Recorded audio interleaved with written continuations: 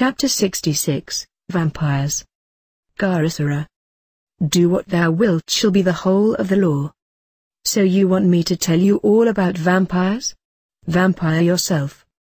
I ask you, how does this come within the scope of your inquiries? Is this information essential to your accomplishment of the great work? As the government might say, is your journey really necessary? So musing, I rang you up for details. Vampires, you say, might be a temptation to yourself, or they might sap your energy. Very good. I will tell you the little I know. Listen to Eliphas Levi. He warns us against a type of person, fearless and cold-blooded, who seems to have the power to cast a sudden chill, merely by entering the room, upon the gayest party ever assembled. Tête-à-tête, they shake one's resolution, kill one's enthusiasm, devitalize one's faith and courage. Yes, we all know such people. Mercury, by the way, is the planet responsible. I have examined a considerable number of nativities, both of murderers and of people murdered. In both cases it was not a malefic that did the dirty work, but poor tiny innocent silvery shining Mercury. Fie for shame, you naughty planet. You're the blighter that began it. Is it not John Henry Newman that sang of Lucifer? I doubt it. You, however, are thinking more of the vampire of romance. Bram Stoker's Dracula and its kindred. This is a splendidly well-documented book, by the way. He got his facts and their legal and magical surroundings perfectly correct. It is easy enough to laugh at vampires if you live in Upper Tooting, or Surbiton, or one of those places where no self-respecting vampire would wish to be seen. But in a lonely mountain village in Bulgaria you might feel differently about it. You should remember, incidentally, that the evidence for vampires is as strong as for pretty well anything else in the world. There are innumerable records extant of legal proceedings wherein the most sober, responsible, worthy and well-respected citizens, including the advocates and judges, investigated case after case with the utmost minuteness, with the most distinguished surgeons and anatomists to swear to the clinical details. Endless is the list of well-attested cases of bodies dug up after months of burial which have been found not merely flourishing with all the lines of life, but gorged with fresh blood. I cannot help feeling that all the superior person explanations, which explain nothing, about collective hysteria and superstition and wish fulfillment and the rest of the current tomfool jargon, are just about as hard to believe as the original straightforward stories. The man who shook his head on being shown a giraffe, and said I don't believe it, is quite on a par with the pontifical wiseacres of Wimpole Street. It is egomaniac vanity that prompts disbelief in phenomena merely because they lie outside the infinitesimally minute pillule of one's own personal experience. When I crossed the Burma-China frontier for the first time, who should I meet but our consul at Teniue, the Admirable Lytton, who had by sheer brains and personality turned the whole province of Yunnan into his own viceroyalty. We lunched together on the grass, and I hastened to dig into the gold mine of his knowledge of the country. About the third or fourth thing he said to me was this: remember, whatever anyone tells you about China is true. No words have ever impressed me more deeply. They sank right in and were illuminated by daily experience until they had justified themselves 1,000 times over. That goes for vampires. Oh yeah. You vulgarly interpolate, and how does it go with the master's unfathomably sage discourse on doubt? Sister, you're loopy. Sister, if I may doubt all the people who have been to Africa or the zoo and seen that giraffe, why must I cling with simple childlike trust to the people that say they've been all over hell and parts of Kansas, and haven't seen one, and therefore such things cannot possibly be? Of the two dogmatic assertions, I should unquestionably prefer the positive statement to the negative. In 1916, I was the first trained scientific observer to record the appearance commonly called St. Elmo's fire, indiscreetly revealing this fact in a letter to the New York Times. I was pestered for the next 6 months and more by professors of physics, and the rest, from all over the USA. The existence of the phenomenon had been doubted until then because of certain theoretical difficulties. That, sister, is the point. If a statement is hard to reconcile with the whole body of evidence on the laws of the subject, it is rightly received with suspicion. A Moment with Great Huxley, and his illustration of the centaur in Piccadilly, reported to him, he humorously hypothesizes, by Professor Rowan.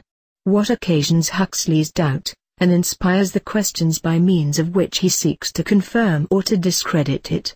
Just this, no more. Here is the head and torso of a man fitted to the shoulders of a horse, how are the mechanical adjustments effected? In the same strain, he pointed out that for an angel to have practicable wings as in medieval pictures, the breastbone would have to stand out some 5 feet in front of the body. The poor fellow, of course, was densely ignorant of the mechanics of the astral plane. I am, for once, on the side of the angels. Am I digressing again? No, not really, I am just putting forward a case for keeping an open mind on the subject of vampires, even of the clan Dracula. But certainly there is little or no evidence of the existence of that species in England. How then is the subject in any way important to you? Thus, that there are actually people running about all over the place, who actually possess, and exercise, faculties similar to those mentioned by Levi, but in much greater intensity, even of a kind far more formidable, and directed by malignant will. There is a mighty volume of theory and practice concerning this and cognate subjects which will be open to you when, and if, you attain the 8 degrees of OTO and become Pontiff and Epopt of the Illuminati. Further, when you enter the sanctuary of the Gnosis, O boy. Or, more accurately, O girl. Not that the OTO is a young ladies' and gentlemen's seminary for tuition in vampirism, one with a chair, hardly suitable, for werewolves, and beds of justice, that sounds more apartment, for incubi and succubi too far from it. But the forces of nature employed in these presumably abominable practices are similar or identical. The doctrine of vital force has been so long and so completely exploded that I hardly need to tell you that in some still undiscovered, or, rather, unpublished, and unmeasured form it is certainly a fact. Haven't I told you one time how we nearly starved on Iztaccíhuatl with dozens of tinned foods all round us, they being ancient, of how one can get drunk on half a dozen oysters, of how the best meat I have ever eaten is half raw Himalayan sheep, cut up and thrown on the glowing ashes before rigor mortis had set in? 3 There is a difference between living and dead protoplasm, whether the chemist and his fellow twilight gropers admit it or no. I do not blame the ignorance of these fumblers with frostbitten fingers, but they make themselves conspicuously asinine when they flaunt that ignorance as the quintessence of knowledge, Boeotian bombast. There are forms of energy, their order too subtle to have been properly measured hitherto, which underlie and can, within certain limits, direct the gross chemical and physical changes of the body. To deny this is to be flung headlong into the arms of animal automatism. Huxley's arguments for this theory are precisely like those of Bishop Berkeley, unanswerable, but unconvincing. This letter is not, to every comma, the ineluctable, apodeictic, automatic, reaction to the stimulus of your question, and no one can persuade me that it is. Of course that unpersuadability is equally a factor in the equation, it is quite useless to try to answer back. Only, it's silly. And, in the meanwhile, the mathematical physicists are knocking the bottom clean out of their ship by showing that causality itself is little more than a maniac's raving. For all that, they move without flapping them. As Swinburne says, swift without feet, and flying without wings.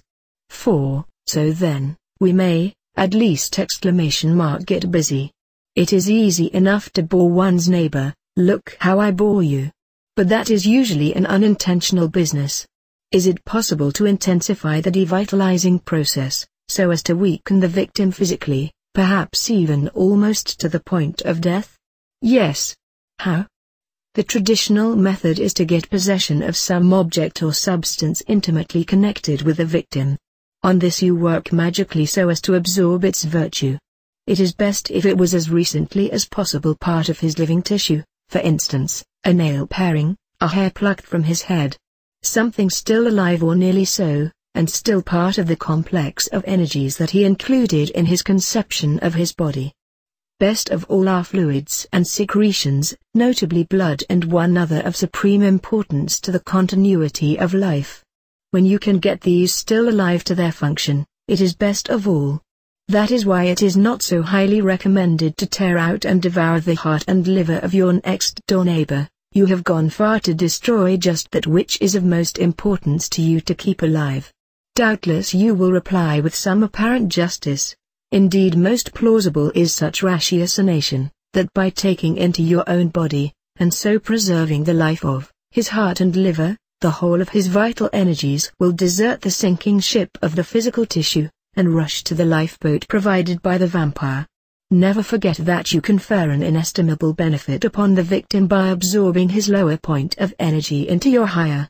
Read your magic, chapter 12 ! 5. You say this strongly, my dear sister in the Lord. Your thesis is impeccably stated, your arguments are cogent, plangent, not to be repeated.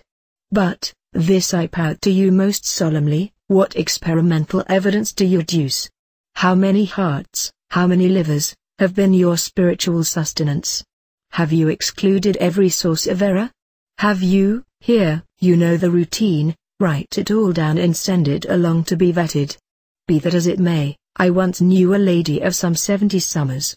She came of a noble Polish family, she was short, sturdy, rather plump but singularly agile, good-looking in a brutal sort of way. But, her eyes. For 50 years she had lived nearly all the year round in her chateau in Touraine. She had plenty of money, and had always surrounded herself with a dozen or more boys and young men. By young I mean up to 40. She not only looked 25 but she lived 25. It was a genuine, natural, spontaneous 25, not a gallant effort. She would dance the night through and go a long walk in the morning. You may apply to her for details of the treatment. I dare say she is still about. Thought I did hear that she moved to South America when she saw 1914 coming. In any case, you have had some fairly plain hints, so I can say in all simplicity, go thou and do likewise. I think my old friend Claude Faru had more than an inkling of these matters. The idea of using young cellular tissue to fortify the old is plainly stated in La Maison des Hommes Vivants, but as to the method of transmission his water was drawn from wells, H.G. After that, you will agree that I have written enough. Love is the law, love under will. Fraternally, 666.